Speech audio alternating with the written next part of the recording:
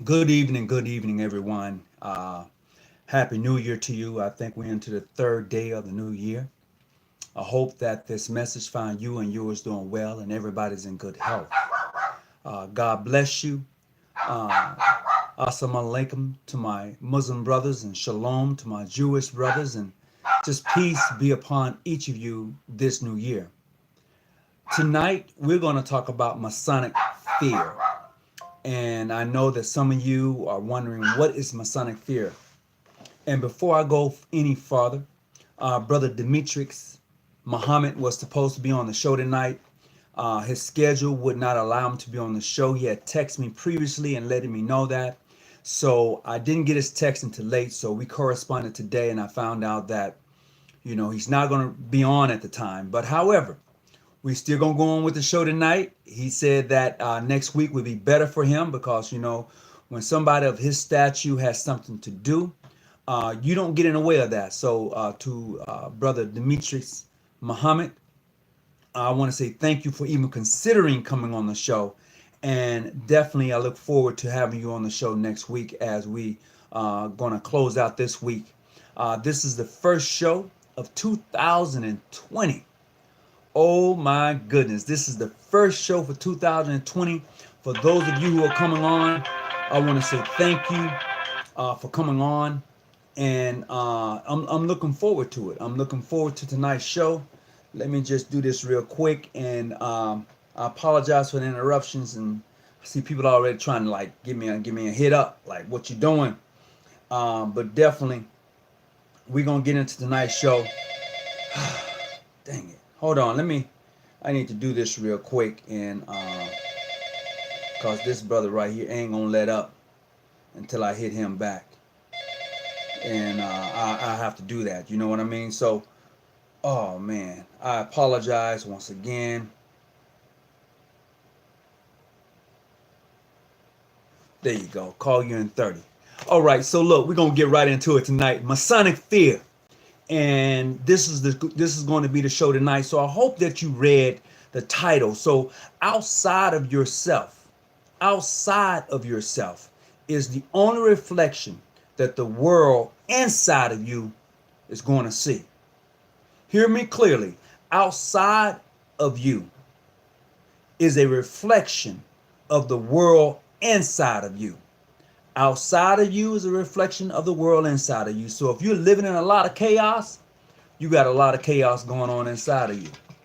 And that's the truth. But we're going to talk about Masonic fear and what is it?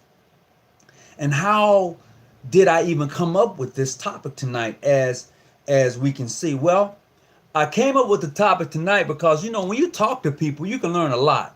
Greetings, Grandmaster Diamond. How you doing? Greetings and peace. Brother Muhammad, Malcolm Prophet, how you doing? David Weatherspoon, appreciate you. Brother Taylor, how you doing? I appreciate everybody coming on. Happy New Year to everybody. So tonight's topic in the show is about Masonic fear. And some may even ask, well, how did you even come up with that topic?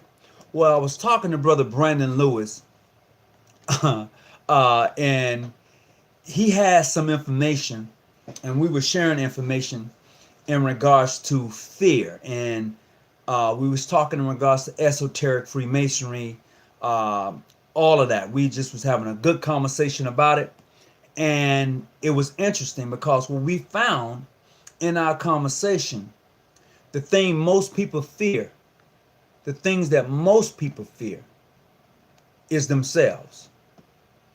Hear me clearly. The things that most people fear is themselves. People are afraid of success and they are afraid of failure. If you are afraid of success and you are afraid of failure, you get nowhere in life. Nothing is going to come to you. Nobody is going to give you anything. So when we talked about that, in having that in-depth conversation, we talked about if the kingdom of heaven is truly within, then you're telling me you're not ready for who you really are. You're telling me that you would rather settle for less than to give your best. You're telling me this is all there is and you're not going to put anything else into it. This is what you're telling me. Masonic fear would do that to a lot of people, Masonically speaking. You are too afraid to look into the mirror and see your worst enemy or your best friend. You're too afraid to do that. And we often talk about masons and our working tools and what are they used for and how they help to construct and to build up. But when you are able to look in the mirror and you are afraid of what you see and what you see, then you got issues. If you're afraid to open up various books dealing with Freemasonry and really indulge yourself into the craft, into the arts and parts of Freemasonry, you're going to be afraid for a long time. You are. You're not going to be able to comprehend what Freemasonry is really all about. We talk about the brotherhood of men and the fatherhood of God. We talk about charity and all of that. That's just the fluff. That is just the softness in the wool of Freemasonry. That's what that is. But when you get into what I would consider really get down to the nitty gritty of Freemasonry and what it really teaches and how you're able to explore that and build upon it as a man, it's unique and it's special to you. When you understand that Masonry has its own language and how you're able to dialogue and talk to other Freemasons, it's different. But if all you're going to ever put in is just this little fluff, and I did the dinner and I did this little stuff, you're not going to appreciate the true essence of Freemasonry. And you're not going to really know how to use it to your benefit, to your gain, and to help other people. You're not going to know what to do with this very thing that we call Freemasonry because you don't understand it. You don't pick up any books. You don't read. You go by what other people say instead of finding out for yourself. And this is where you'll be at. You won't be able to gravitate or to lift up or to pull up anybody else because you're too weak Masonically and you're too afraid to do it. You are. So look, if you want to call in tonight, I appreciate if my administrator is on tonight that he can go ahead and definitely put in the callback number for tonight, which is 619-985-1184. If he can do that for me, I certainly would appreciate it. I certainly will appreciate it because a lot of us are afraid. We're scared Masons. And when you're not able to reflect, there you go. When you're not able to reflect about who you are in this thing we call Freemasonry, I don't know what to say about you. Look at my new toy. Yeah, you don't want none of that. You don't want none of that. I want to say thanks to my Grandmaster. That's the number tonight. Good evening. What's up, big dog? Good evening to you. If you want to call in tonight and you want to talk about Masonic Fear, you certainly can. And I'm going to share with you. And I find it to be very interesting. In the Jewish customs, it is taught that the superior principle reflects themselves in the mortal world, casting their shadows, as it were, in the substance of the deep. This is according to the Hermetic law, okay? The analog in which declares that those things which are alike unto those things which are above. By this rule, the spiritual nature of man is reflected in the structure of the body, being the shadow of the soul. Every part and every member of the body, every function and processes takes place within it, bears witness to the cosmos law, eternally in heaven. This exists forever in the superior nature. Did you catch that? Really, did you catch it? And I say that because of fear. If most of you read some serious books about Freemasonry, most of you would not want to be Masons. You wouldn't. Because your faith in Christianity wouldn't allow it. It wouldn't. Your faith in Catholic wouldn't allow it. Your faith as a Jehovah's Witness wouldn't allow it. Your religion wouldn't allow you to be a Mason if you really looked into it. That's the truth. You don't have to kick me. and curse me out, but just look at it. If you really indulged in Freemasonry, literally, and drop some breadcrumbs along the way, your religion would not allow you to be a Mason. That's a fact. But what you get in most jurisdictions is a a feel-good type of thing into Freemasonry until you start to really go deep into it, and then that'll scare you to death. It would. Because the story that is told to us in the Bible, that book, most of us know that that story has been written many of times over. The characters just change. And when you understand that, that's what most ministers won't tell you. They won't tell you that the story that's in the Bible, that's a young story. Christianity is a young religion. It's young.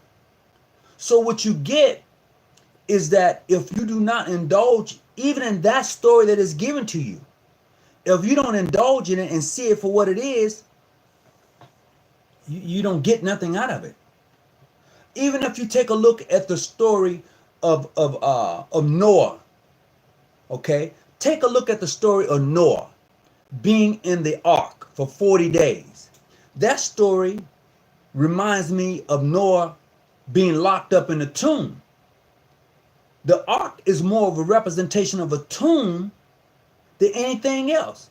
It reminds me of the story of Christ in his 40 days of fasting.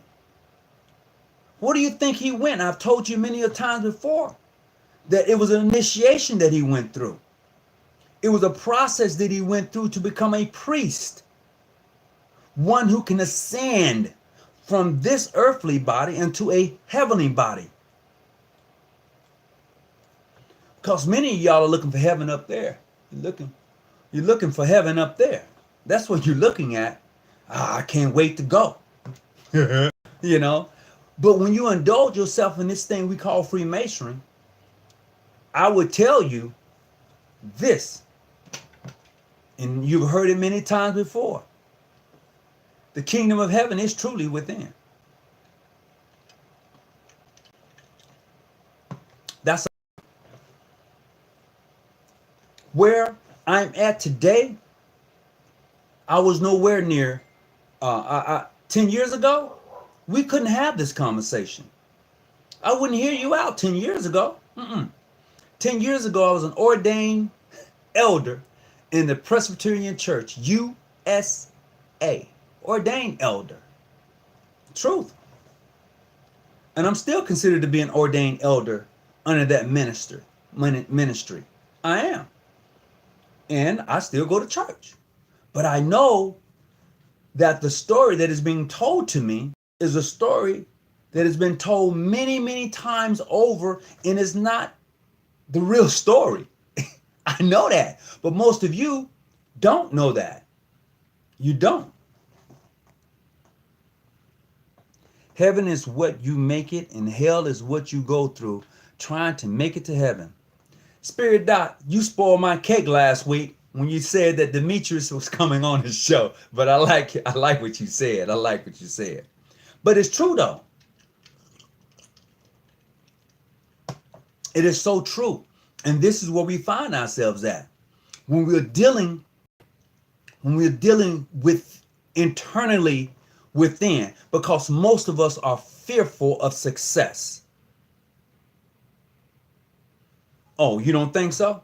You don't think most of us are fearful of success? If you got a good job and somebody move you from that good job and put you somewhere else, you're not going to be fearful? I'm not saying fearful is a bad thing. I'm just telling you that most of us are. We don't want to put nothing in it because we were afraid of failure. You know, if you are afraid of failure, you get nothing out of life. You get nothing. It's absolutely zero. You know? And then you'll be wondering what's really going on because you've invested your time, your energy into something, but you're afraid. And this is why most of us are always asking for a handout and not a hand up. Because you're scared. The very thing that you are great at, you are afraid of using it. The very thing that can help you and propel you in life, you are afraid of it. The very thing that can take you to the next level, you are afraid because you're afraid that you're going to not be successful at it. And this is what you get. You get a scared Mason. You get a fearful Mason. You get a Mason who's not willing to go the extra mile. You get a Mason who don't take his working tools and apply them to his daily life. You get a Mason who just want to be left alone. He carries the title of a Mason only. He does nothing with the craft. See, most of us are fearful. We do nothing with the craft. For those who understand the craft, I mean legitimately understand it, they use it for their benefit. And I'm not saying that it's going to be good or bad, but they use it for their benefit.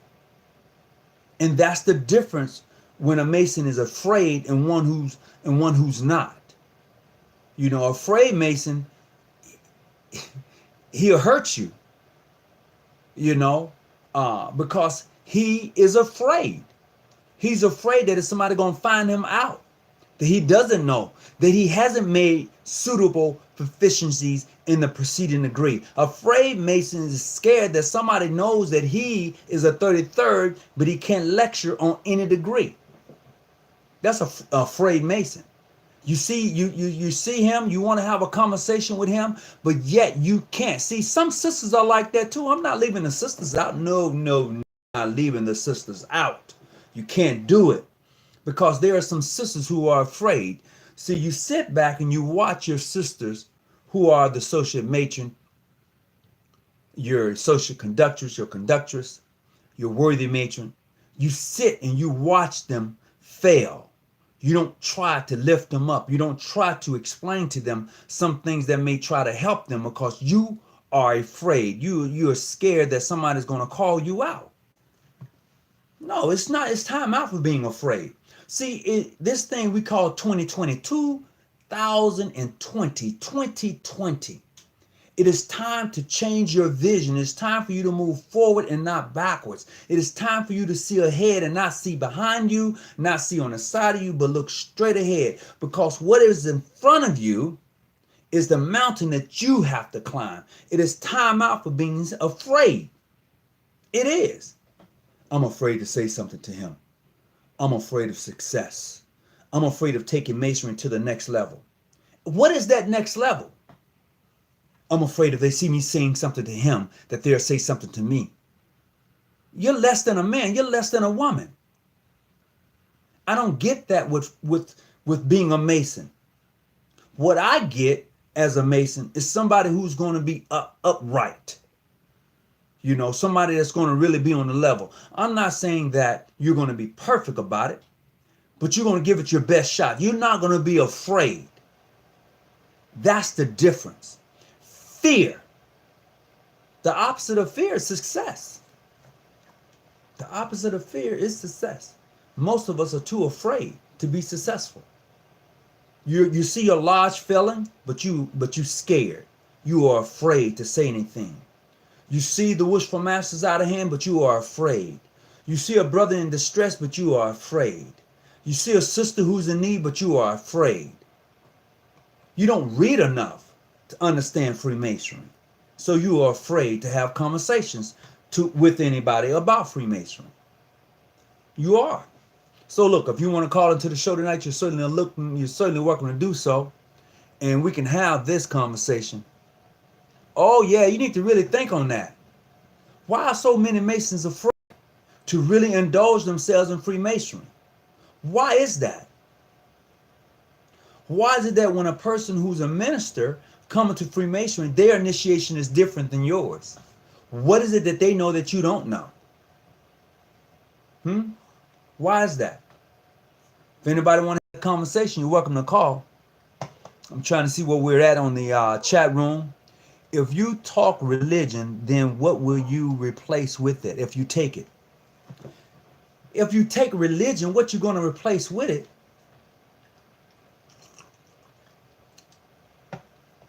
All right, I'm going to answer your question. But first of all, what does religion do for you? that you can't do for yourself without it. That's what you replace it with. What does religion do for you that you can't do without it? I'm just saying. Because what I do know is that most ministers don't preach the facts. They don't. They won't tell you that the Bible that we have, that King James versions that we have, has been written many times before. They won't tell you that. They won't. If they did give you the honest facts and truth, people won't go to church. It's just that simple. They won't. If the ministers gave the honest facts and truth, people would not go to church. Why do you think, well, why do you think we have so much chaos now? It is chaos everywhere. Why do you think we have it? Those who are supposed to be ministers and priests of the gospel are afraid. They are. Masons are afraid too. They are. Truth. Religion is just a way on the key. The key is you. You have to unlock yourself. God give you the brain to think. Oh, you would say that, something like that. You would do that.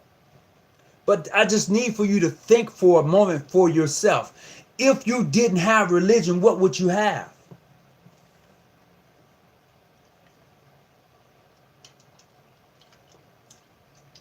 That's true. What has religion done for you? Really? Answer that question. What has it done for you?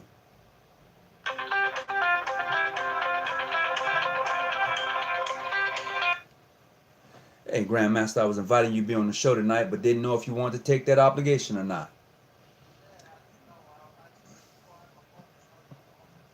Yeah. Yeah. So I tell you what, I don't want to put you on the spot right now because it sounds like you at work. Can I call you back later? All right, then. I appreciate that. Thank you. Bye-bye. Yeah, it was brother Grandmaster Rashid Muhammad from North Carolina. I didn't want to put him on the spot. But anyway, so when you're dealing with this thing we call fear, have you ever considered when you look in the mirror, are you your worst enemy or are you your best friend? Really? As you was an enter apprentice sitting in the adjacent room, which we call an anteroom, and you remove from the blindfold and you look and you see that which looks back at you. Are you afraid? Are you scared? Were you afraid of that which you seen in the anteroom? Were you? Or did you see a friend? I'm just saying. I'm throwing these things out because I need you to think for yourself. I need for you to come to a higher level. That's what I need from you, brothers and sisters. I need you to do better, to see a little bit farther down the road. Have you ever been driving behind a car and you want to pass the car, but you're trying to figure out why is this car slowing down? Or what's ahead of this car that I need to get somewhere? And as soon as you pull from behind that car, you go, bam, not knowing that the car in front of you seen something that you was not able to see. I'm just saying. You can't be afraid. You have to stop being afraid of success. You have to stop being afraid of things that come before you. And you got to remove superstitious out your way. You can't be superstitious or have that on your back when you're trying to be successful. You can't, well, you know what? If a black cat crossed my path, then, you know, I got to do this. And if we're walking together and split a pole, I got to do this. And I can't do this if this. You got to throw superstitious away. That's one of the things that hinders us a lot of time. And I know a lot of us black people have a lot of superstitions about things in life. Fear is the mind killer. When you have fear, you can't think forward. No, you can't. In Freemasonry, when you get to the 32nd, it tells you exactly what you're up against in Freemasonry. When you become a sublime prince or the royal secrets, it tells you exactly what you're dealing with in Freemasonry. It does. That's a fact. I shared this information with another brother yesterday.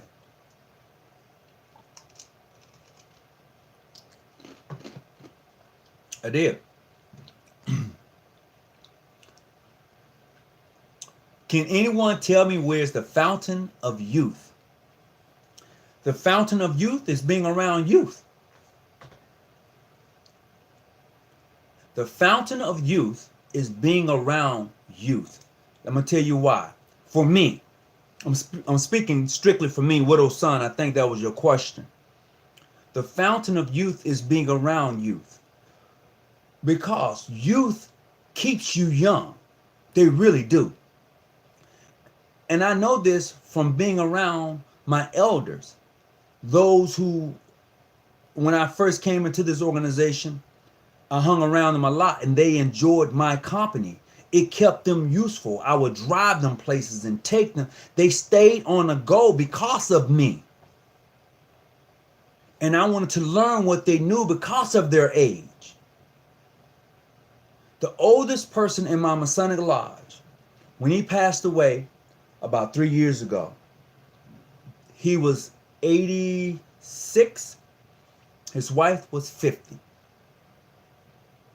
Think on that. And we will go places. I mean, literally go places. The only thing that slowed him down, he had hip surgery. And after that, it was a done deal because he got a hip infection. But before he had the hip infections, we was going to Vegas, we was going to Chicago, we was all over the map. Now, mind you, at this time, he's about 86. The fountain of youth is youth. Is the youth that's around you, the young people that comes and wants to hear what you have to say. They want to be around you just as much as you want to be around them. You ever seen old people who really want to hang around old people? They don't. They don't. So my answer to your question is the fountain of youth is being around youth, is being around young people with that young spirit, that carefree spirit, that spirit of not being afraid to go and to do. Because the older you get, the less you do, and you don't go nowhere. You want to always be in the house. It's nighttime. I don't drive at night. I can't drive for distances, and I can't do this and I can't do that. But when you're around youth, they encourage you to do those things. They encourage you to go out. They encourage you to live. So if you're looking for the fountain of youth, hang around some young folks. Give them some wisdom and knowledge about life.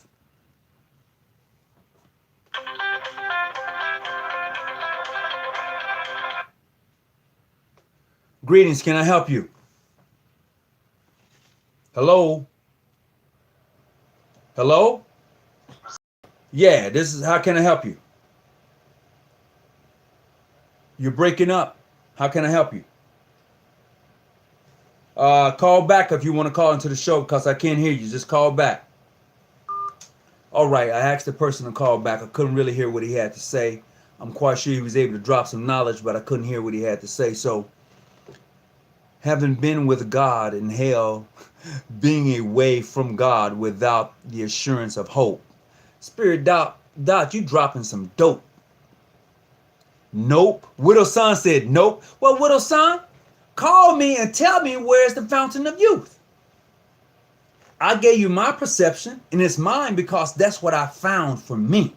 Now, you need to share what you're trying to tell me so I could become enlightened about the fountain of youth. Because who doesn't want to drink from the fountain of youth? But the fact of the matter is, we're going to all leave this rock. That's a fact. That's truth. That's not something I'm guessing about. It's just a matter of time. The formation of youth is your spirit, is Metaphysical and prospective. Yeah, yeah, perspective. Yeah, I can get with that. I can get with that. What's up, brother Maddox? Greetings and welcome aboard. Tonight we're talking about Masonic fear. We're talking about outside of you is the only reflection of the world inside of you. Greetings. Yeah, I can hear you now. Go ahead. Okay, yeah, man. I was trying to call and be on the show to shed light on this topic if I could. Okay, so who am I speaking with? Yeah, this is Brother Blaze, man. Oh, okay, okay. Want to talk to me? Okay, yeah. So uh, I'm just trying to get an understanding of what do you feel like is a big fear in the masonry world? Is it more so religion or is it God itself? Both. To be truthful with you, because here's what I've learned in my Masonic travels. And I've said it before. The way we practice St. John's Day amongst the African American community, Masons, is different than what other Masonic bodies that I visit practice St. John's Day. Mm, Totally different. And the way they do it is more so esoteric, more so spiritual, more so enlightening. Because when you're dealing with the St. John the Evangelist and St. John the Baptist, it only represents death and life. That's what they represent. right. From what I've read, from visiting other jurisdictions and how they practice, and it was shocking to me. I will share this with you. I went to a St. John's Day about 3 years ago, and at this particular St. John's Day, the brothers of the craft invited their families, just as we do, and what they did is that they was in a Masonic room, a hall, Masonic hall. Okay, it was all set up. They had the Bible, the square, and the compass on the altar, but it was closed. They had the great lights, the lesser lights, and they had, and it was completely dark, and all you can see was the burning tapers. Okay, and then they read and they explained the esoteric side of St. John's and what it meant. It was during the winter solstice. Okay, so they explained that, and then after explaining that, they each gave blessings. So you will get a blessing from the west, you'll get a blessing from the south, you'll get a blessing from the east, and you'll get a blessing from the north. Oh, I said the north. See, for us, there's nothing in the north. Mm, See, but for them, there is something in the north. Okay? wow. Okay. So they gave the blessings from all four corners. And then upon the altar, they had a bowl, and in the bowl was a representation of they had like crops. You know, you can't grow anything in winter. Right. So they set this afire to show you that you can't grow anything in the winter. So fire represented that which is going to be reshaped, reborn. You know, if you're in the country, and I know I've been there because I'm from Mississippi, and I know in the wintertime we collect everything, man. We out in no man's land and we set it all afire. Yeah. We burn it all up. All the trash, all the everything. We just gather it all up and we set it on fire. And that's what they did. And then Mm, afterwards, they had a long table, spread, nothing but food and drinks, and they had a celebration. Unlike us, we go to church, the minister preaches, we good, we leave. right. It was totally different. Okay. Okay, so and this is the good thing about when you travel and you visit other places, you see things differently. And now, for me, I'm trying to convince my grandmaster that we probably need to take that up. Yeah, I think that'll be a You good thing know, to do. I think that'll be a good thing to do and because uh, so-called black people are really still trapped in the esoteric. they don't look at the esoteric. They're still trapped in the esoteric. They're still trapped looking on the outside, and they trapped into the vanity of things instead of digging deeper. And I think that's something that we really need to start pushing. I mean, it's 2020. This ain't 1920. It's 2020. Well, this is this is what's been passed down from generational Masons to generational Masons. Until you leave and go see something different, you'll always think that you have the best. You'll always think this is the right way to do it because this is all you're ever seen. But if you get outside of your bubble, outside of your boundaries, you will see that, hey, wow, it can be done that way. Right. I didn't know that. You did it what? Oh, that's different. Okay. Now I have a better understanding of an actual St. John's Day in the perception for which we are supposed to celebrate. Right. I have a better understanding of St. John the Evangelist, which came preaching the gospel before Christ, which represented life. So I have that understanding, and it's done a little bit differently. So I'm trying, like I said, I'm trying to convince my Grand Master, look, why don't we do it this way? And then afterwards, you have a table that is set with nothing but food on it. And I mean, brother, they had about 8 tables, those 8 feet tables. They had about 8 of them, chairs on both sides, drinks and food in front of you, everything. And it was beautiful. I'd never experienced anything like that in my life. It was different, you know? And then I would tell you this, at the end of the St. John's Day, that was, you know, the ceremonies that was in the Masonic Hall, they join hands in a circle, okay? Mind you, that it's dark. The only thing burning is the tapers, okay? Because the ceremonies itself was coming to a close, so the only thing burning is the tapers. And they are locked, hands, crossed hands, and they're locked, right? And they make a chain around the altar, right? So it's dark, they make a chain around the altar and they chant. They elevated themselves. And that was a ooh-wee moment for me, because I had never experienced any. Brother, I'm looking for the preacher to hoop and holler. You know? So when they did that, I'm watching, I'm participating, but I'm more so watching.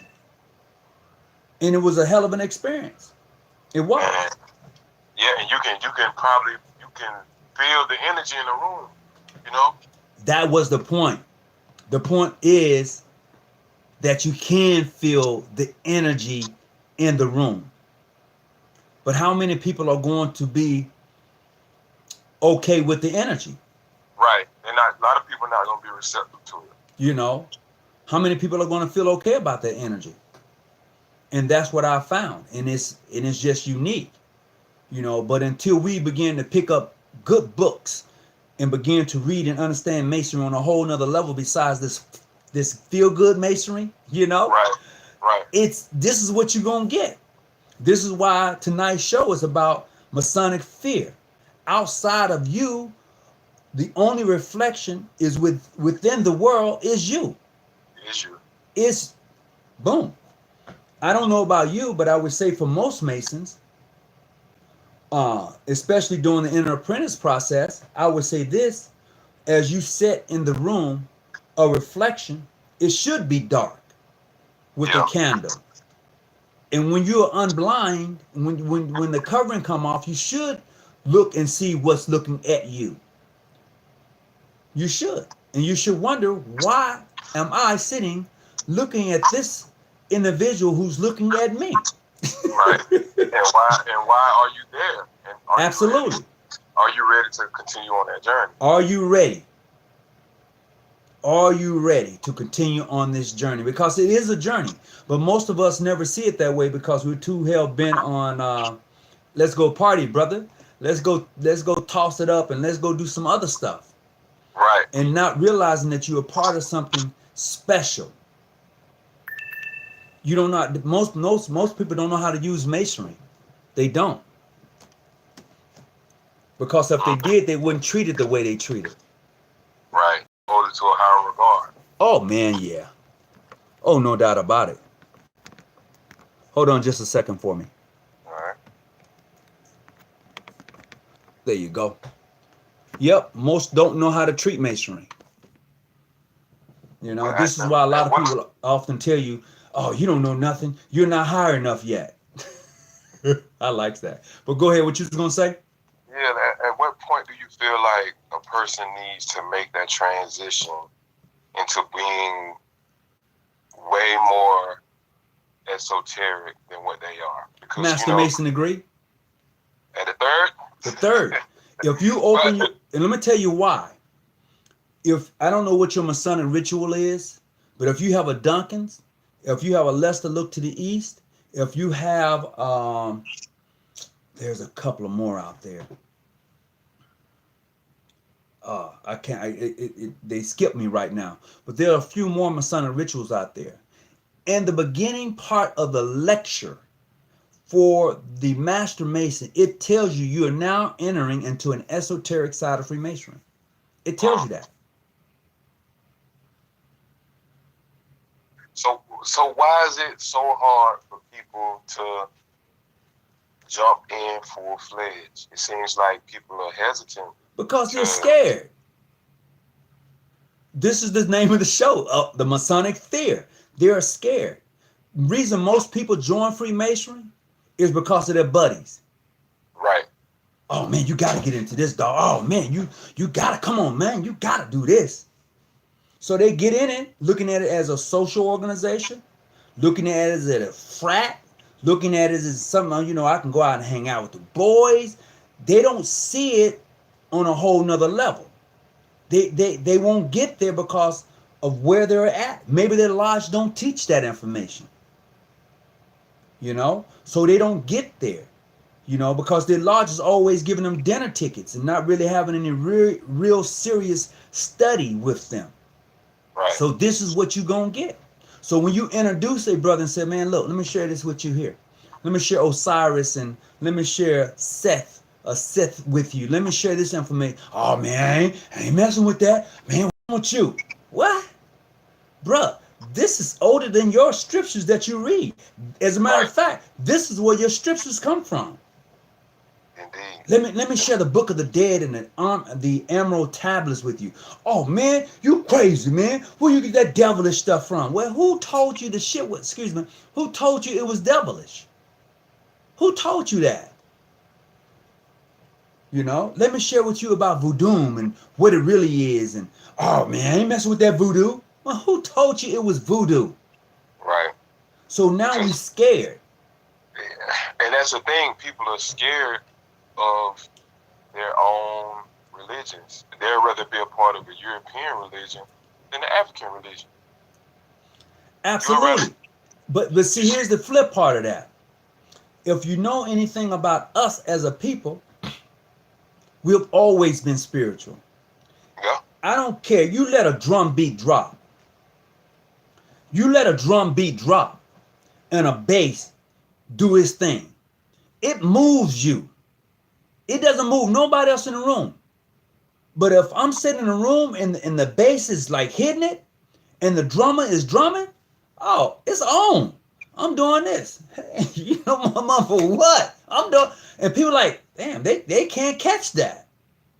That's because we're different people. We are. DNA, genetically, we are different. That this ruah, this breath that we breathe, this thing that lives in us is different than anybody else. Compare the things that we've gone through as a people and look at everybody else around us. We shouldn't even be here. We shouldn't. Black people should not even be here. And people say, well, how does that relates to Freemasonry? When you know who you are, where you at and where you're going, it relates. Because Freemasonry is all about me. It is.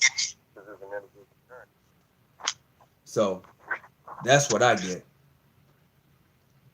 You still there? Yeah, because it's an individual journey. It is certainly an individual journey. People haven't went through your trials and tribulations to get to where you're at in Freemasonry. They just see where you're at now. Absolutely. And This is the unique part about what I like in regards to the scripture itself. And as I stated earlier, Noah's Ark was a tomb. And a lot of people are going to say, what do you mean? They had all the animals in there. They had everything. Noah's Ark was a tomb. Okay? It was closed up and locked up. It's a tomb. Okay? Just like Christ, when he went to fast for 40 days, he went and he was initiated. A lot of people, what do you mean he was initiated? Yeah, that was the only way he was able to ascend and become the high priest. That was it. And then he was later tempted by Seth, Satan, who said, look, if you bow down to me, I give you everything you desire. I give you all of this. Give it all to you. But you have to bow down. So how do you figure that he went and was initiated? Because he hadn't ascended yet. He hadn't reached the high priest part. He hadn't gotten there yet. But after that, oh yeah, that's why he was able to walk and see the disciples, and he was like scared to death. The only person that wasn't afraid of Christ when he came about was a female. Think on it. She was only somebody. And then she went and told those scared disciples, look, the Christ has arisen. Think on that. And I'm going to tell you something else you might want to consider, brother. The crucifix of the, I think Brother Lewis shared this information with me. There's a book about the others. It's called the 16 Saviors Who Was Crucified. That's a great book from what I'm understanding. I'm going to have to get that. It's called the 16 Saviors that was crucified. So way before this Christ that we know of, that we read about in the King James Version of the Bible, there was others that was done the same way. There was others who went through the same thing. Right, and even had the same story. Same story. Horus, come on, man. That's yeah. That's a direct revision of the Christ story. But the Christ story has been passed down to so-called black people for so long that they take it as actual, factual. They don't see the esoteric side. And they won't, because they've been told that it's voodoo. They've been told that that you can't do it. It's spooky and it's scary. So they're afraid. They're afraid. This brother just posted something about the Garden of Eden. Go, bro. So I could talk about the Garden of Eden and the mere fact that there was two creations. Yeah, we can have that conversation. Yes, there were two creations in the Bible, but most of us only read about one because we read over the first creation. We can talk about the woman that was created beforehand, because what happens is we read the book, but we read over all the other information. Right. And I'm not saying that I knew this overnight. It was shown to me. And I was like, I never noticed that. I never seen that coming. No. Because you're reading and you're not really comprehending what's actually before you. Because if you tell me the story about Cain and Abel, and the mere fact that when Cain killed Abel, where did he go? He went to a land called Nod, and they named a city after him. And he took to himself a wife. Well, where did he get a wife from if him and Abel and Adam and Eve was the only people in the garden, and there was nobody else? And not only that, if you go and read if you go read the story about Eve, when she said, the Lord gave me a child. Gave me a child. And then if you read on, in the second birth, it tells you that Adam is the father of the child. That's the second child. You'd be like, wait. The Lord gave you a child? And then you're telling me that Adam is the father of the second child? How is that? I'm just saying. Wow. I'm saying question everything. Yeah, you have to. Don't You know, just sit idly by and say it's okay, it's all right. Don't do that to yourself. Wait a minute, some brother just posted something that's pretty interesting. He's talking about Sufi, self-realization ritual. They sit in the dark room where they meditate. Within their meditation, they become the room and lose their sense of their body. Yes, I've had that experience in a in the uh, in the tank. I can't think of the name of it right now. All I can think of is the tank. It's the oh shit, you I might can't be even think of the name of the tank, man. I've done that. since deprivation tank. There you go. I did that. Thank you. I appreciate it. And it's different. It's different. Most people can't stand it. Yes, you're absolutely right. Eve was Adam's second wife, but you can't tell everybody that because you're about to make some people upset. Hold on just a second.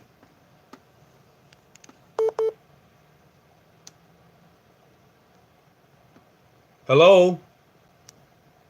Yeah, I mean, Hello?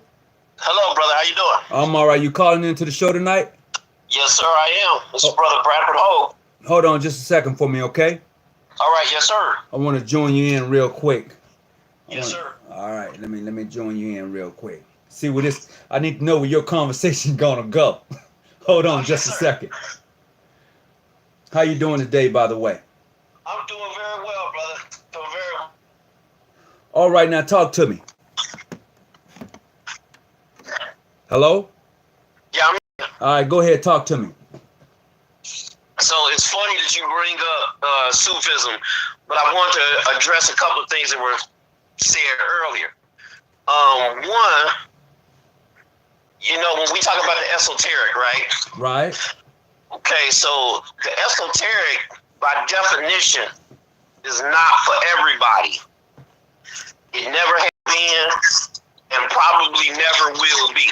Okay.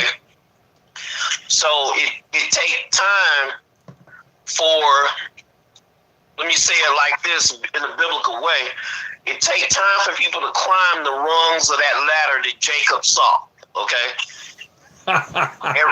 Everybody ain't on the same rung. Right, Everybody right. ain't gonna be on the same rung, okay?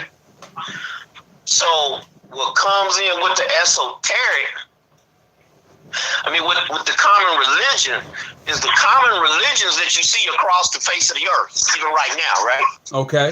Those religions are there so that humans will basically have a guideline of how to behave towards one another so that, society can progress, so that consciousness can continue to progress. Keep going up that ladder, okay? But everybody is not going to buy into that. Everybody ain't going to do it at the same time. In fact, even when you speak about the 16 messiahs, even when you go back in history and you look at, Jesus as either fact or allegory. When you look at the life of Socrates and anybody that was a prophet, these people, when they start telling the truth to their societies, they were either chased out of their land or forced to drink hemlock or crucified. See, a lot of people don't know about the hemlock. Right. Okay. So it just goes on and on and on. But that's why you have to be committed at life towards these truths and towards the pursuit of these truths. All right. And sharing them with the people that's willing to hear them will understand that it's only really gonna be for the few. Okay. Okay. It's like what I think Plato said in the Republic. The law is just a dim, distorted shadow of what justice actually is. Okay? You can't most people can't handle the absolutes for what the absolutes are. So you got to have something to help them progress. Okay, the next thing, you talked about Sufism. It is amazing. I just had a conversation about Sufism today with another brother. Okay. Sufism is the same way. I had a conversation with a brother today. Here's what he said. He said, listen, we got these 5 pillars of Islam, right? And he's like, I'm just gonna practice these 5 pillars of Islam. That's what I'm struggling with right now myself.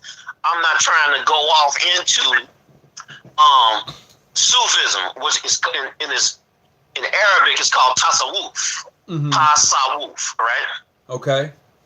So I understand what the brother is saying, but I had to warn him. Me and a couple of other persons had to warn him and say, listen, wait a minute now. You can't throw all of Sufism out of Islam. You can't throw all of the esoteric out. Mm-hmm. You can't throw all of the mystical out, because that's what's actually you striving for. That is true. Okay? That's what I wanted to say in there. I didn't want to come on and take over the show, but you saying such things. I just ran into this stuff today. Just today myself. So I wanted to chime in on that. Thank you, brother, for letting me get some time. I appreciate that, and thank you for calling. Hey, do me a favor, if you can hit the thumbs up button, I certainly appreciate it. I'm trying to get used to saying that, because that's how the shows really kind of spread, when people hit the like up button and the like button and share the videos, But okay. I would tell you this. Let me say it for you. Hit the thumbs up button if you like the show. Hit subscribe and hit that bell if you want to get here every time that the brother is on the air. I appreciate it. The algorithm is real. All right? It is, man. Bruh. Okay. I'm not hip to all of that, but I'm learning that it's real. It really is. It is, man. They count what you got, and it'll tailor your YouTube page towards what you're interested in. Yep. Absolutely. Absolutely. All right, brother. Thank you. I appreciate it. Thank you, and appreciate you coming on. So, as we continue to indulge ourselves, I would tell any brother, any sister, look at the esoteric side of Freemasonry. Do that. I have this book in here, and I've read it. I need to probably go back and read it. It's called the Mysteries, or the Esoteric Side of Jesus. And to have that book and to read it, it gives me a whole nother picture. It sheds more light. It gives me a better understanding. And I believe sometimes what happens is that we miss all of that. We miss it because it's not being taught. A lot of the stuff that I talk about on this show doesn't get talked about. It doesn't. Not in your lodge meeting. I guarantee you that. I'd like to know tonight, do any of the things that we talk about on the show actually get talked about in your Masonic meetings? Let your moderator flash it at the interval. Okay. Certainly. Does it? Really? My brother on the line right now, do you have this conversation in your lodge meeting? Well, I don't. And 9 times out of 10, most people aren't, because they're just going to try and, bird feed it to them. They're not going to try and jump into the esoteric side because it's going to scare people off, I'm sure. Is that something, wait a minute, my question to you, is that something that you like? Is that something that you would like to be more involved with? Well, I'm profane, so I'm not a Mason. Oh, okay. So, hello? Yeah, I'm still here. You said you was profane, so you ready to take that step? Well, no, I'm a little bit past Masonry right now. Oh, you're a little bit past Masonry right now. Well, explain that to me. Help me. I'm on the closest, so I don't think that's past Masonry. Well, it's preference. Growing up, I studied Masonry because being a researcher that I am, I like to know what I'm getting into. Now, that's something that I've seen Masonry play on. Masonry does like to play on, I'm going to say, for lack of a better word, ignorance. If people aren't going to do their due diligence about what they're getting into, it's not Masonry's fault that they did that. Mm. Okay, So so for what do you think about the Hermetic philosophies?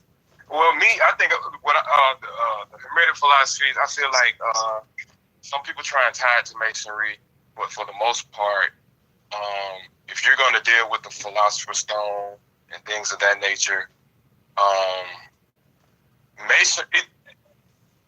If you're a Prince Hall Mason, I'll say this: you can't practice Hermeticism and be a Prince Hall Mason, because Prince Hall Masonry is a lot of it is based on Christianity. So let's say that, Okay. right? And if you're dealing with Hermeticism, that's going to be very esoteric. Yeah. Yeah. So how can you deal with Christianity and teach them this allegory, but go and deal with the philosopher's stone and things of that nature when dealing with Hermeticism? Well, you know what? And this is where I'm at. As a person who's been a Mason now 32 years, as one who's visited various jurisdictions, as one who don't mind talking about Freemasonry and it's in the esoteric side of Freemasonry, period. I don't mind having that conversation. I think Freemasonry has a lot of esoteric in it. Not that I think, I know. It really does. The process is for those who don't know and for those who are Masons, for them to go pick up books and to begin to read them for themselves, or to get with brothers who are pretty well versed in the esoteric side of things to explain certain things to them. Because it's not going to come overnight.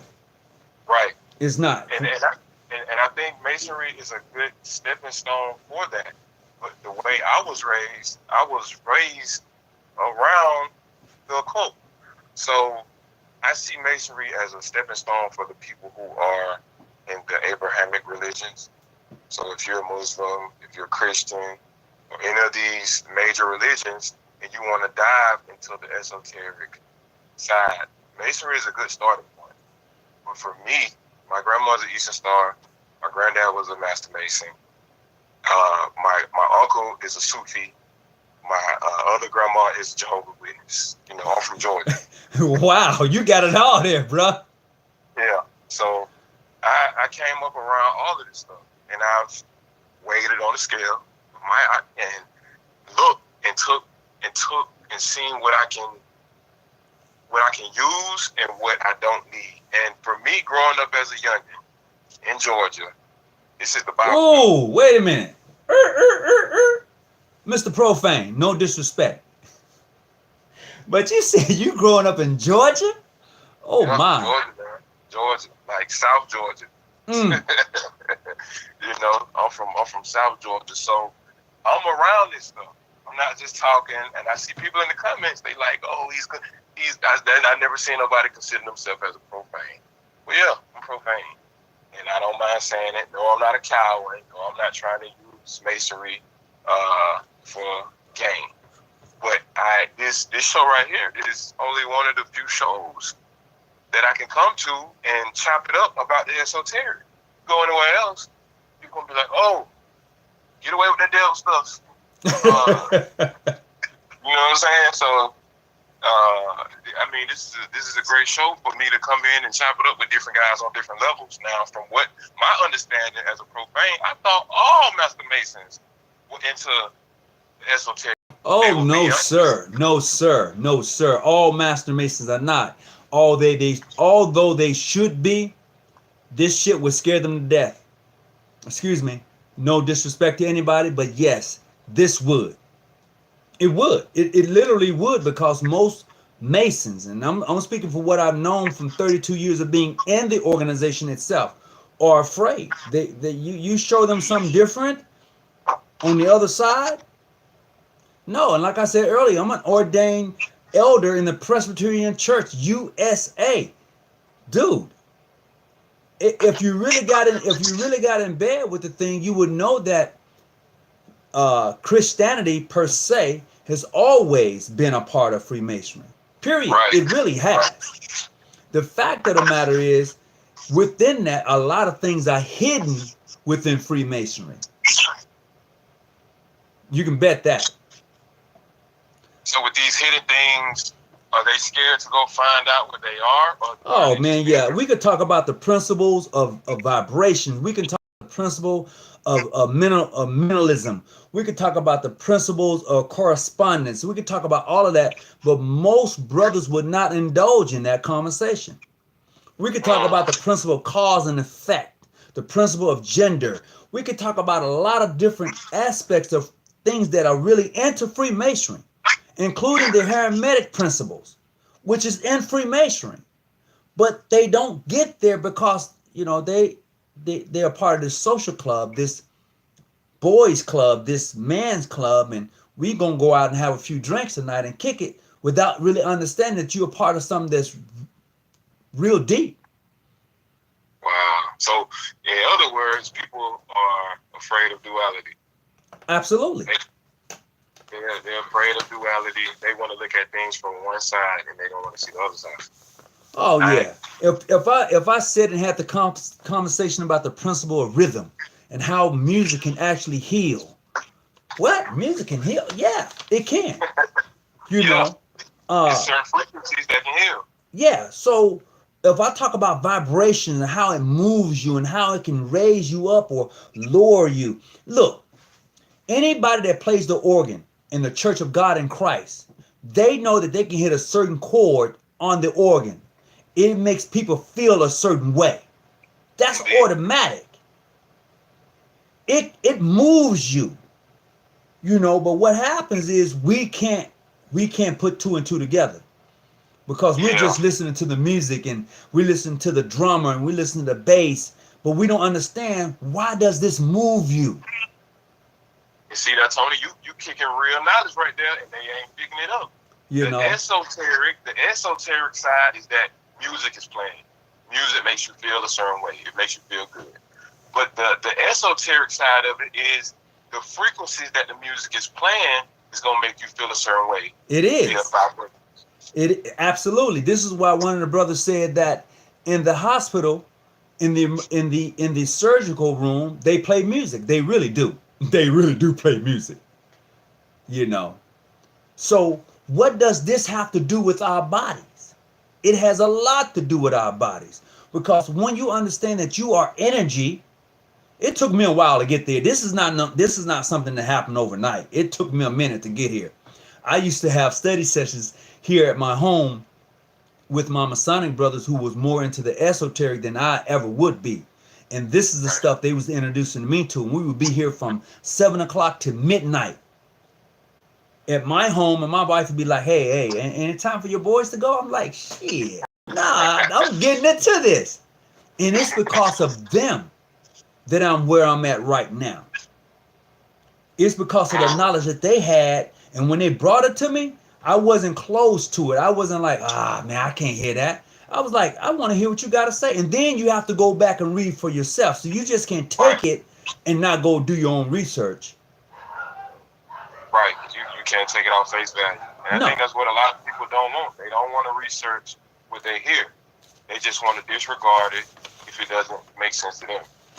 And I really felt like a person going through the first degree, second degree, and third degree would be way more into the esoteric side because you're going through rituals. Look, so, bruh, most people don't know when you go to church and you break the bread that represents the body of Christ, and you drink the wine which represents his blood. That's a ritual.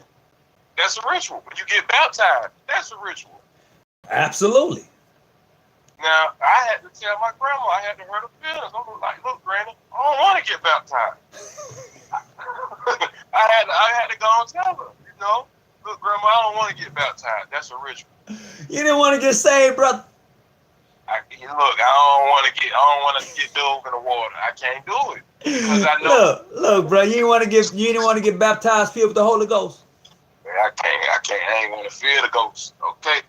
I ain't want to feel the ghost. You feel me? Like, I had to tell my grandma, she was non-denomination at the time.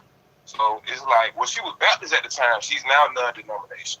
So I had to tell her, look, Granny, I can't do that. I seen all my cousins get baptized and stuff, and I'm like, look, I'm not even devoted to Christianity. So why am I getting baptized? Because it was good enough for your granny, so it was good enough for you. You know the song. Right. That's why we eat pork and everything else. Well, yeah, that's true. Most of us still eat like slaves.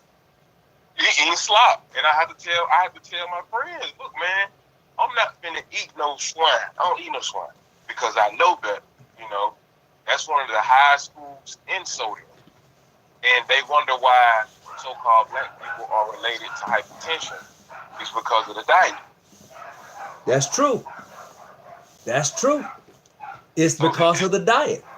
And the only reason we ate what we ate when we was in that condition is because that's all we had. Now look, if you're going to come out of that condition that our forefathers and our mothers were in, if them being in their 80s and 70s, then we should be able to eat like kings and queens and eat healthy. Right. You know, we should. Hold on just a second.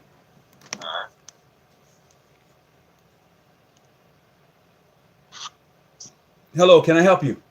Hey, brother, it's Brother Brad. I'm back for a minute. Oh, okay. Want to talk to me, Brother Brad? Okay, so, you know, remember I said earlier, it's about these different levels, and I'm listening to what the brother is saying, and I'm reading what people are writing in as well. Uh-huh. So we got to think about something when we talk about, why do we have religions, or why do we have the occult, and why do we have philosophy, and et cetera, et cetera. These are all things that we need to be considering, especially about as we go through the various degrees, right? Uh-huh. From EA on up to Master Mason, mm-hmm. and on up in all the appended degrees.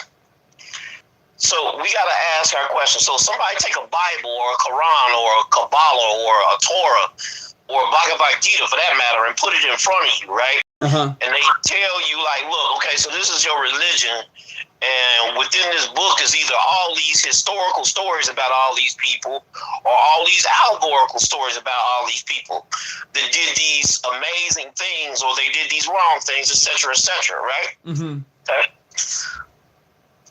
The real live, use this term, the real live philosopher, the real live wisdom seeker, truth seeker, is not just go ask the question, okay, what happened, who did what, and et cetera, et cetera. You're going to ask the question, how can I do that?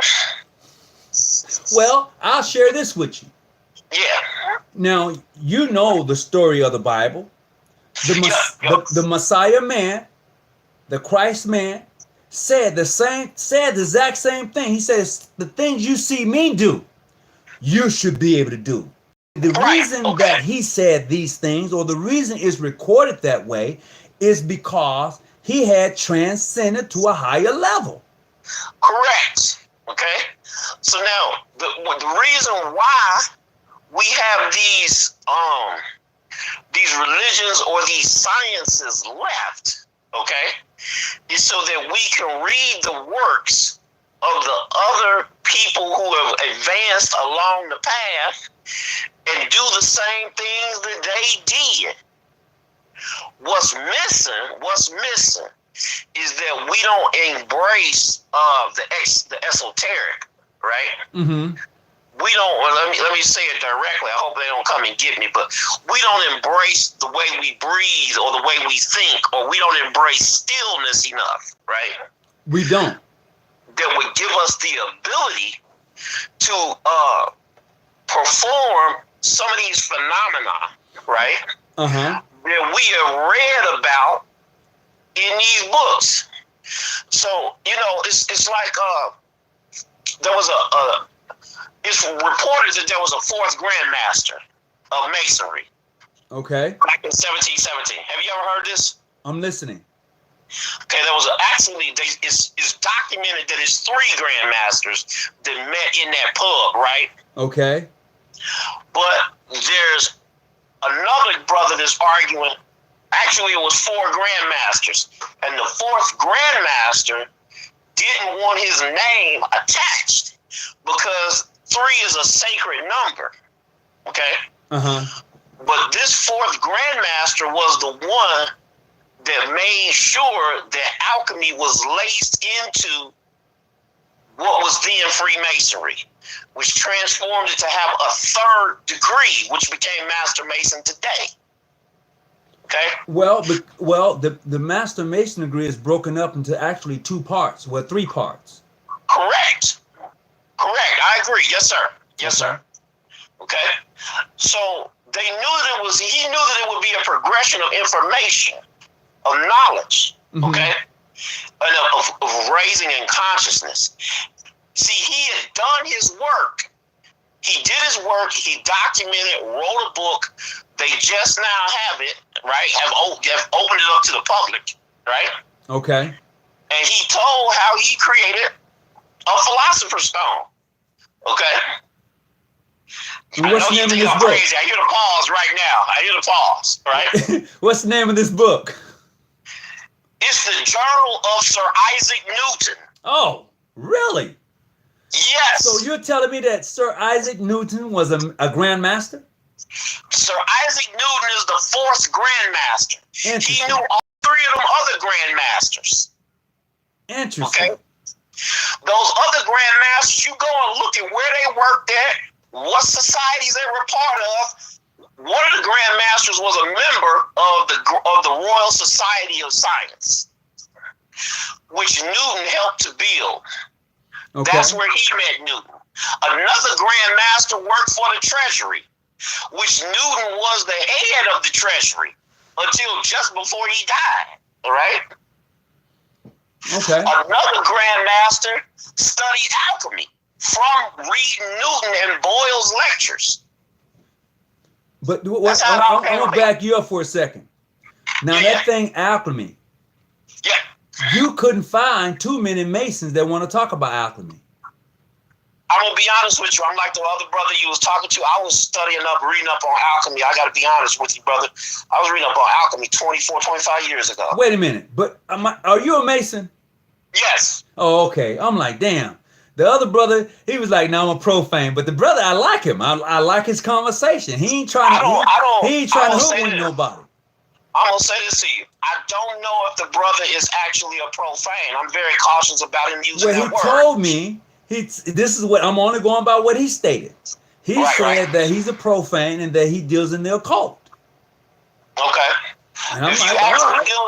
I can handle that. If you actually dealing in the occult, then there are more things that are sacred to you than there are with most common people in most of the common religions. Right.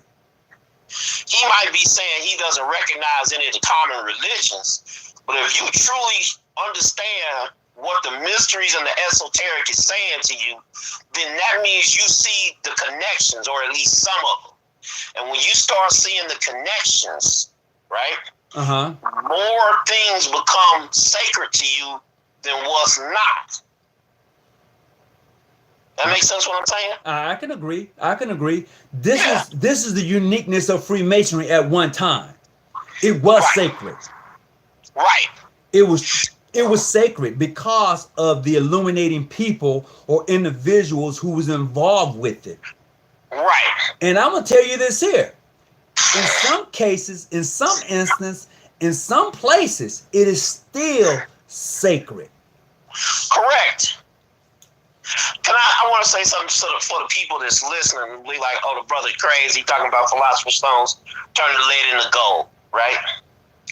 No, that's what they was telling the common people that was trying to pursue Masonry for these materialistic alchemy for materialistic wealth reasons. Really, the whole allegory is about the transformation of the heart. Okay? See, the philosopher's stone is actually your heart. Okay. Okay? Meaning that, and they mean your spiritual heart, meaning the seat of all feeling and spirit, and where your psychology actually comes from. See, the ancient Egyptians, the ancient Kemites, which is where they get alchemy, right, from, right? Okay. The ancient Kemites said that actually they felt like the heart, the qalb, was the ab of the ba was what your heart is, right? You got me. And your heart was a source of your reasoning and feeling and where your soul was at. Okay? And that the only way that you was actually going to get into the paradise, right? Into the afterworld, well, you was going to get to the afterworld anyway, but the only way you was getting to paradise was if you made your heart as light as a feather, right? And that required that required a transformation of the heart, which comes out with these 42 negative confessions. I have not committed adultery. I have not murdered. I have not oppressed the poor. I have not withheld charity from the widow and the orphan. Right? Instead of what there was another priest in the temple who escaped from out of Kemet, and he had what they call 10 commandments. And they all say, thou shalt not this, thou shalt not that. Okay? Yep. So it's a long line and connection of humans from all over the world. I can tell you the same story from a Chinese perspective or a Hindu perspective. Right? Absolutely. Right? But it's the same story about humans in pursuit of actually what's the truth, what's actually going on in reality, what's our position in reality and the cosmos, right? And clearly there is some higher being above us that put us in this situation so that we can learn these given lessons for some purpose that is to come. You're not going to get that argument out of me because I would say this here. I was, for those who know, my mom passed away in October. And right, yes, I'm sorry, sir. I'm sorry. No, it's okay because we all going to leave this rock one day. Yeah. It's just a matter of...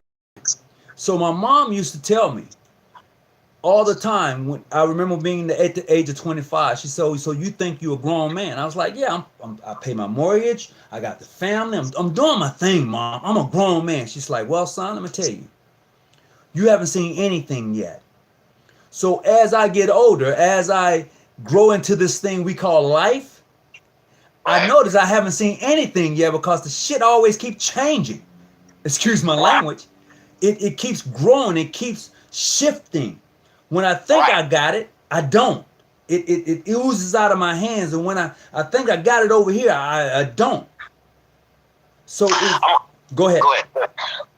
I'm listening to you. Oh, so as I mature, I take my life in a few stages, and I compare it with the Masonic order, because as a youth, I am to do a few things, and one especially is to occupy my mind with useful knowledge. So when I get about 50 in my manhood, at 50 I'm in my manhood, I should reflect upon my youth. Okay, I should be able to say, okay, I'm a man now. Let me look at my youth. I can look back. I can tell somebody about some things because now I'm at high noon. I'm at 50. I'm at high noon. So the sun rises in the east as an intern apprentice. Glory and the beauty of the day as a senior warden in the west. I mean, in the south. So in the west, when it gets ready to go down, when it gets ready to sit, I should reflect upon a well-spent life. I should be able to look back and say, I've done what I could with this thing we call life. I didn't waste it. Yes, sir. So when I look at the rising of the sun and the setting of the sun, it's on a level. It reminds me of the hourglass. Absolutely. So I look at that as being my connection. You know, for me, for you, and for all the brothers and sisters that's listening, maybe even the brothers that's not in the craft, you know, I send out a message to us on that subject matter of how this thing keeps changing and morphing and we don't know what to say it is. I go through the same thing. I agree with you on that 100%. But I suggest that there's a master in the East, okay? And he dealt with how to deal with the changes in the system. Mm-hmm. Okay? And his name was Lao Tzu. Lao Tzu. Laotzu. Okay. I'm gonna have to look that up. L-A-O. Look him up. He wrote a book. You said that was L-A-O? Lao space Tzu. Got it. Okay. So Lao Tzu's book, it'll help you to understand like why is it that reality is ungraspable. He calls it the Tao, right? The Tao, the Tao, Taoism. Uh-huh. Which is like a form of Chinese masonry when you really get into it. Okay? So the question then will remain, when we are asleep, are we awake? Or when we are awake, are we asleep? I'm going to tell you what Lao Tzu will tell you and what I found to be true. The answer is you just as much awake when you sleep as you are asleep when you awake. I'm trying to tell somebody that they thought I lost my mind. No. See, consciousness is never ending. It just changes form. Yep. See, sleep is created. You asking all the right questions. Why do all animals and species sleep? Sharks sleep. Do you know that? I'm listening. Okay. The reason why all animals and species sleep is because the brain needs a point where it can almost like reboot itself to deal with everything that it has witnessed throughout its waking cycle. Mm. It's the same reason why you have to blink when you look at the sun, because the sun is so bright that you can't take all that light in at once. Okay? It's the same thing of the truths that revealed to us in one day. We gotta put you in a sleep mode so that you can like download all this information, the critical stuff, into your subconscious. Mm-hmm. So you need a buffer zone because see, you getting into like revelations, right? I'm gonna bring it back just to Lao Tzu in this opening book, in the opening page of the book, right? He says, the Tao that can be spoken is not the infinite Tao. Okay? Meaning that the true nature, the true reality, the ultimate consciousness,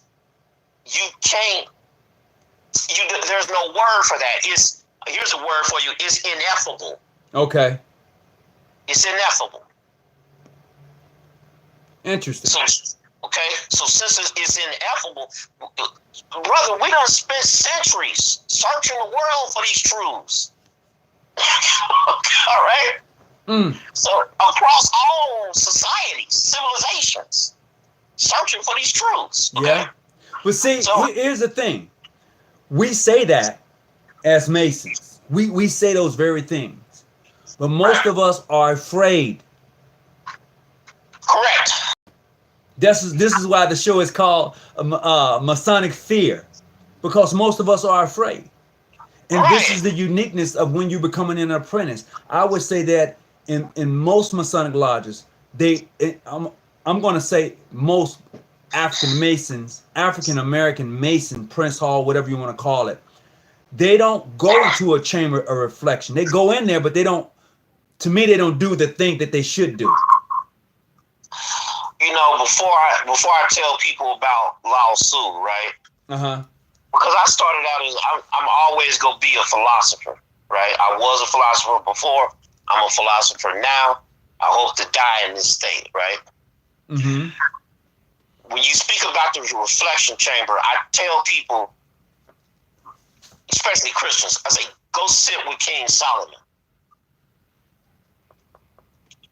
The reason why it's so important to sit with King Solomon is because he tells you how to deal with wisdom and revelation and why it's so important to seek it out above all things, including wealth. Yep. So he really is telling you how to be a philosopher or a true Mason. See, every real Mason is a philosopher, is a truth seeker. You know what? I'm going to agree with you, but what I'm seeing today in Freemasonry, I'm not seeing that. Right. A lot of us got the T-shirt.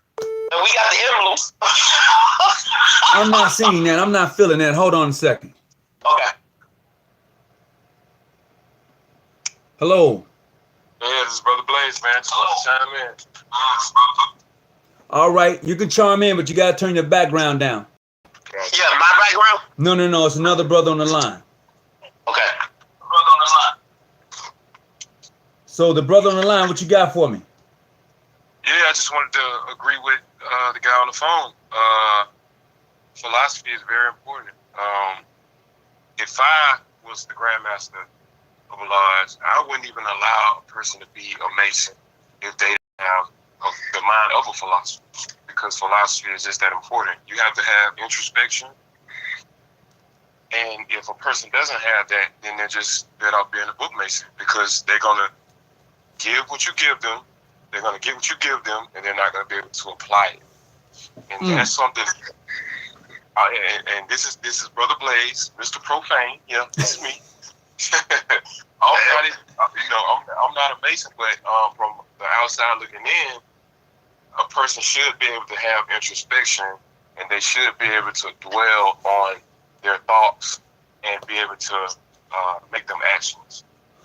Well, but see, here's the thing, and we're gonna get ready to close up in just a couple of minutes. But here's the thing: I would want most brothers who are Masons to really start to consider. If you are really in search of that which is lost, oh yeah. If you are really in search of that, then jurisdictions and all of that other stuff you find yourself involved in, that's child's play. That's right. If you are seriously considering, or if you are a Mason and you are really into Freemasonry the way you claim that you are, the brother is right. You are going to become more of a philosopher. You are going to indulge yourself in the occult. Ooh, that's a big word. Somebody's scared right now. You are going to find yourself really looking at things differently than the average person. And I say that because one of my lodge brothers, when he first came in, he said, the conversation that I have with you brothers, I can't have with my wife. I can't go home talking like this. He has to switch it up, because he said that she wouldn't understand it. She look at him totally different, and I got that. It's truth. So I'm gonna let you brothers go ahead and get your last word in. We're gonna go ahead and call it a night. Brother Blaze, go ahead, please. And I just want to say, man, keep up the good work. Keep doing what y'all doing, and try to get the people who aren't as open-minded to at least. I don't know. I don't know. Okay. Because what it's looking like, man, it's looking like hope is being lost, and I just can't. It's like you said, it's a long road, and a lot of people aren't going to be able to take what you got to. A lot of people's not going to be able to take what you give them and digest it, because it takes a while. And a lot of the people nowadays, they're just not ready to do the research. So just keep up the good work, Mr. Tony. Keep doing your thing. I'll check back in on the next one, man. And shout out to the brother on the phone. All right. Thank you, brother. All right, man. Brother Muhammad, I wanted to tell you this. The book that I'm referring to tell you about the fourth Grandmaster is called Freemasonry Spiritual Alchemy. Freemasonry Spiritual Alchemy. Okay. Yeah. Okay. He explained to you how Sir Isaac Newton was the fourth Grandmaster. Then you can look up online how Sir Isaac Newton's book on alchemy was actually just. They got it in a museum out of a university in California. They probably have it at the Rosicrucian Museum that I just visited earlier last year, and that's they might have it out there for sure, brother. That's I would tell you what. No, go ahead. You finish up, and I'll go. The Rosicrucian piece. Get that Sir Francis Bacon on Atlantis. If you really want the early Rosicrucian writings, get that Sir Francis Bacon piece on Atlantis. New Atlantis. Yeah. But here's what I want to say is that, our job is to leave a bit of light here and there. Mm-hmm. All right. And we can't force the people. It's like what it says in the 255th verse of the chapter of the cow, or called Bakra in the Quran. Mm-hmm. There is no compulsion to this faith. Okay? We cannot force you to believe this, is what I'm saying, right? We cannot force you to see this thing, right? Mm-hmm. If you want your life to be, if you want to stay, I guess, as you are, then okay, I'm all right with that, right? Because eventually you must progress or die, okay? I'm not being funny. I'm just telling you how the universe works. Right? The only reason I laugh is because it's certainly truth. Right. Sometimes you have, people cry when they hear certain things, and some people give you that little chuckle, that little nervous laugh. That was my nervous laugh because that's a fact. Right. Okay. So, I learned this. I had to learn that the hard way. Either I'm gonna progress or I'm gonna die. Which one is it? That's it. The universe don't particularly care. Well, that's because most people are afraid of progress. See, Masonry is a progressive science. Yes, it is. Absolutely, it's progressive science. But when people see things changing, they don't know how to take it, because Freemasonry as we know it today was not Freemasonry 150 years ago. No, sir. It was different. And 150 years ago, when we think about Freemasonry, it was not the same Freemasonry. Right. So the further you go back, you know that Freemasonry as we know it today was not the same. It is not the same. Right. Couldn't have been. The society itself wasn't the same. No, it was not. And this is what I don't like in regards to Freemasonry, because we let anybody in, and then we feed them slop. We do. We let everybody in and we feed them slop. And this is what we get. So that may make for a good show. It will. But I call it the great argument between Moses and Pharaoh. Mm-hmm. Okay? Moses, if you go back, he say it even really in its own way in the Torah. Moses was a high priest in the temple. Right. He knew everything that the Egyptians knew. He knew everything that the Kemites knew. Right? Correct. So now, we don't have enough time, but what did the Kemites know, right? So this argument ensued between these two high priests, Moses being one of them and Ramos being the other, mm-hmm. Okay? So essentially the argument is, hey, I got a bright idea. Let's tell everybody the truth, the secrets that the high priests in the temples know. Okay? Ramos is telling, I ain't telling everybody that truth. We making too much money. That's how we sustain in the state. Oh, it's not like the church. You know what I'm saying? Right? Okay? Oh man. Go ahead, bro. But I'm just answering it that. I'm gonna leave it at that. Yeah, that would be a show. Okay. If the people really knew the truth, if they really knew the truth, a lot of people would actually stop going to church. Absolutely. And it's no different. But if they knew the truth, they will come right back around and probably still go. It's just the church will be different. Now, there you go. I like the way you put that. I really like the way you put that, because that's another show. But certainly we're gonna go ahead and close it out tonight. But definitely the next show, if I don't forget, is gonna be on the Hermetic principles or philosophy. So I brought my Kabbalion yesterday, brother. Yeah, so we're gonna be talking about the Hermetic philosophies. All right. So that's what we're gonna go at with the next show. So that'll be next week sometime. But definitely, I appreciate it. Appreciate you coming on. I'm looking forward to having Demetrius Muhammad coming on to the show. He got pretty busy, so he couldn't come on tonight. but definitely he's definitely planning on coming on. I'm gonna share this book with you. This is his book right here. It's called Manhood, Principles, Parables, Concept, Characteristics from the Holy Quran. It's a great book. I've had it for some times. I hadn't completely read it, but I would definitely say if you are part of the nation or you just want really a good book to read, this is a good book, and it's by Demetrius Muhammad, Mosque 55 out of Memphis, if I'm not mistaken.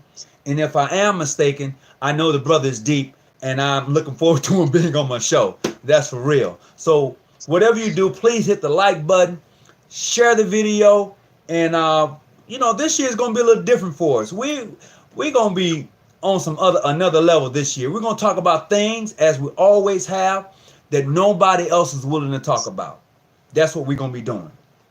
So until next time, I appreciate the callers and thank you very much. And as always, keep your light on and stay out the bushes. I'm out.